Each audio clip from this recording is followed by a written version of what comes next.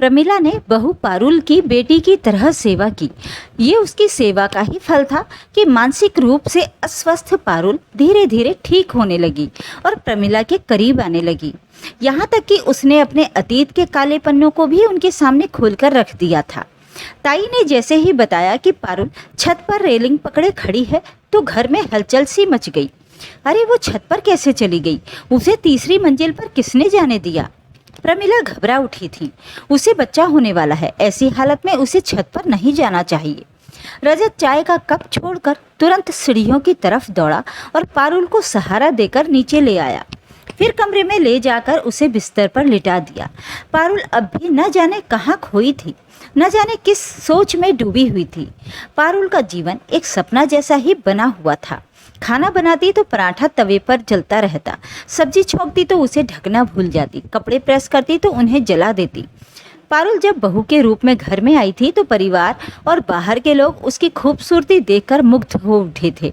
उसके गोरे चेहरे पर जो लावण्य था किसी की नज़रों को हटने ही नहीं देता था। कोई उसकी नासिका को देखता तो कोई उसकी बड़ी बड़ी आंखों को, किसी को उसकी दांतों की पंक्ति आकर्षित करती तो किसी को उसका लंबा कद और सुडौल काया। सांवला साधारण शक्ल सूरत का रजत पारुल के सामने बौना नजर आता। प्रमिला गर्व से कहती, वर्षों खोजने पर यह हूर की परी मिल पाई है। दहेज न मिला तो न सही, पर बहू तो ऐसी मिली जिसके आगे इंद्र की अप्सरा भी पानी भरने लगे। धीरे धीरे घर के लोगों के सामने पारुल के जीवन का दूसरा पहलू भी उजागर होने लगा था। उसका न किसी से बोलना, न हंसना, न कहीं जाने का उत्साह दिखाना और न ही किसी प्रकार की कोई इच्छा या अनिच्छा। बहू, तुमने आज स्नान क्यों नहीं किया? उल्टे कपड़े पहन लिए, बिस्तर की चादर की सलवटें भी ठीक नहीं की, जूठे गिलास मेज पर पड़े हैं। प्रमिला को टोकना पड़ता। फिर पारुल की उल्टी सीधी विचित्र हरकतें देखकर घर के सभी लोग टोकने लगे। पर पारुल न जाने कहाँ खोई रहती, न सुनती न समझती, न किसी के टोकने का बुरा मानती। एक दिन पारुल ने प्रेस करते समय रजत की नई शर्ट जला डाली तो वो गुस्से से भड़क उठा। माँ, ये पगली तुमने मेरे गले से बांध दी है, इसे ना कुछ समझ है ना कुछ करना आता है। उस दिन सभी ने पारुल को खूब डांटा पर वो पत्थर बनी रही।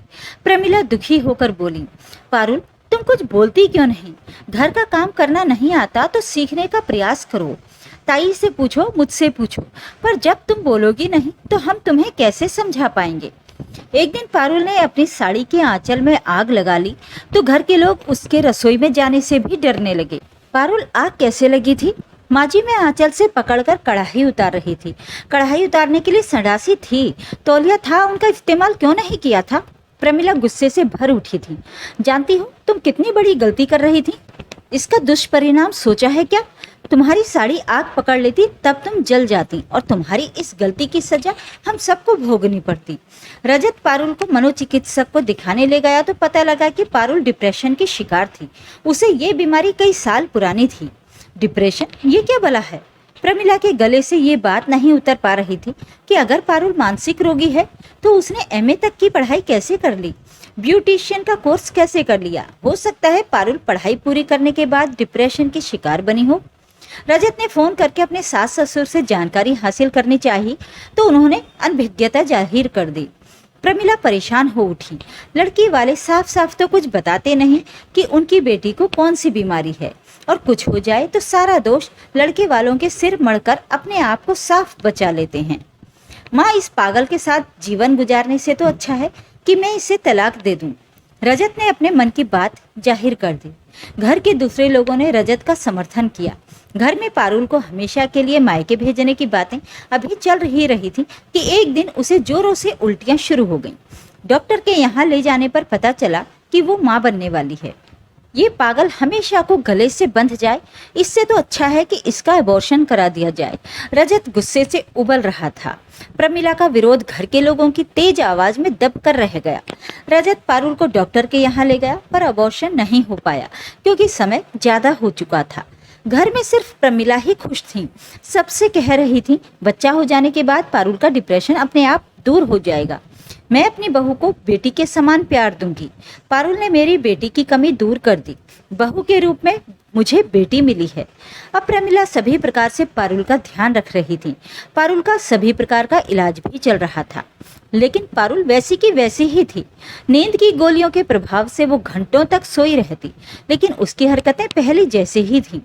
अगर बच्चे पर भी माँ का असर पड़ गया तो क्या होगा? रजत का मन संशय से भर उठता। तू क्यों उल्टी सीधी बातें बोलता रहता है? प्रमिला बेटे को समझाती। क्या तुझे अपने खून पर विश्वास नहीं है? क्या तेरा बेटा पागल हो सकता है? माँ, मैं कैसे भूल जाऊं कि पारुल मानसिक रोगी है। प्रमिला अपने हाथों से फल काट कर पारुल को खिलाती, जूस पिलाती, दवाएं पिलाती, उसके पास बैठकर स्नेह दिखाती। बेटा, जरूर इसके दिल को कोई सदमा लगा होगा, वक्त का मरहम इसके जख्म भर देगा, देख लेना ये बिल्कुल ठीक हो जाएगी। तो करो ना ठीक, रजत व्यंग्य कसता। आखिर कब तक ठीक होगी ये?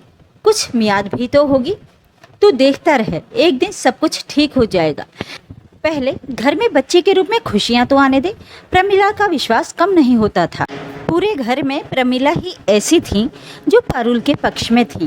बाकी लोग तो पारुल के नाम से ही बिदकने लगे थे। प्रमिला अपने हाथों से फल काटकर पारुल को खिलाती, जूस पिलाती, दवाएं पिलाती, उसके पास बैठकर स्नेह दिखाती। प्यार से तो पत्थर भी पिघल जाता है। फिर पारुल ठहरी छुई मुई सी लड़की। माँ जी, आप मेरे लिए इतना सब क्यों कर रही हैं? एक दिन पत्थर के ढेर से पानी का स्रोत फूट पड़ा। पारुल को सामान्य ढंग से बातें करते देख प्रमिला खुश हो उठी। बहू, तुम मुझसे खुलकर बातें करो, मैं यही तो चाहती हूँ। पारुल उठकर बैठ गई। मैं अपनी जिम्मेदारियां ठीक से नहीं निभा पा रही हूँ। तुम माँ बनने वाली हो, ऐसी हालत में कोई भी औरत काम नहीं कर सकती। सभी को आराम चाहिए।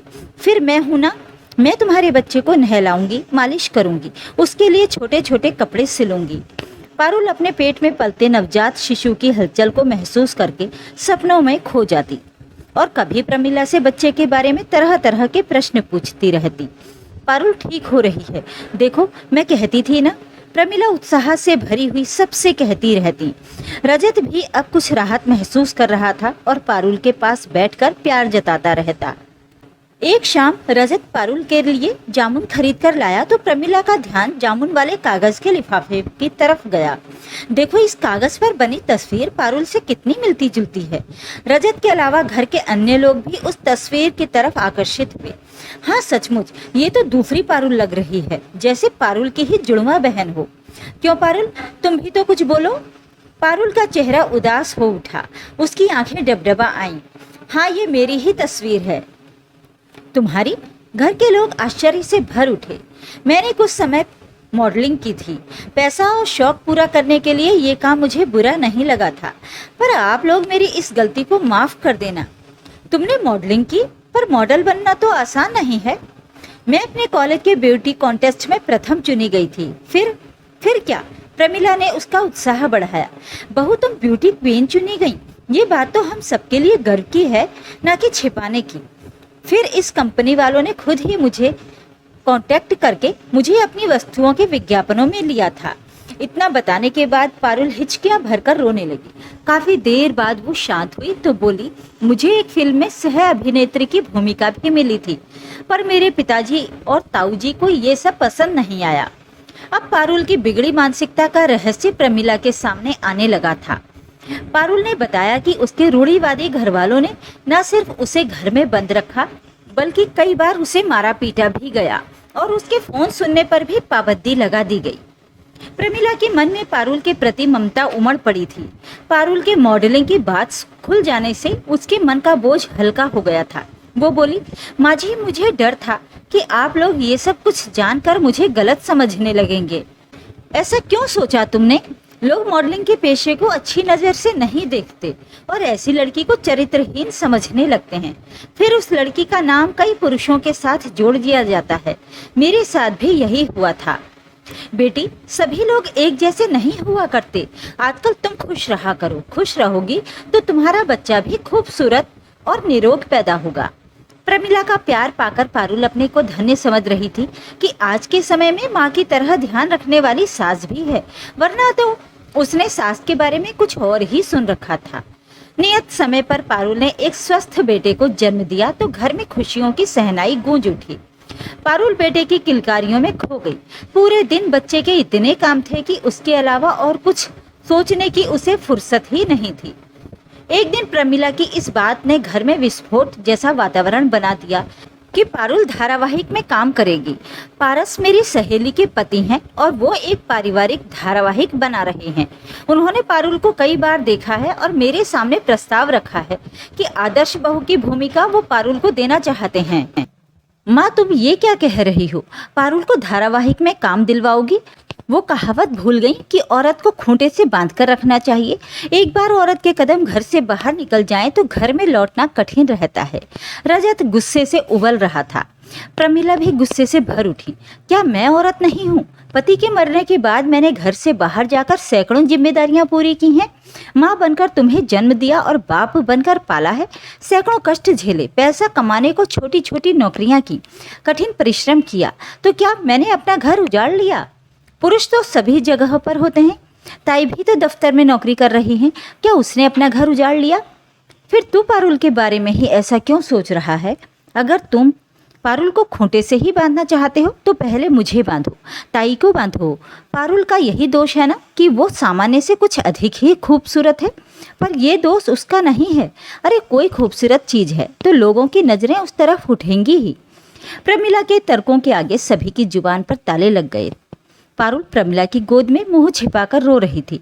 फिर अपने आंसुओं को पोंछकर बोली, माँ, तुम सचमुच मेरे लिए मेरा आदर्श ही नहीं बल्कि माँ भी हो। एक दिन जब पारुल का धारावाहिक टेलीविजन पर प्रसारित हुआ तो उसके अभिनय की सभी ने तारीफ की और बधाइयाँ मिलने लगीं। पारुल उत्तर देती, बधाई की पात्र तो मेरी सास हैं। उन्हीं ने मुझे डिप्रेशन से मुक्ति दिलाई और एक नया सम्मान से भरा जीवन दिया। प्रमिला सिर्फ मुस्कुरा कर रह जाती। बहू हो या बेटी, दोनों ही एक हैं। दोनों के प्रति एक ही प्रकार से फर्ज निभाना चाहिए।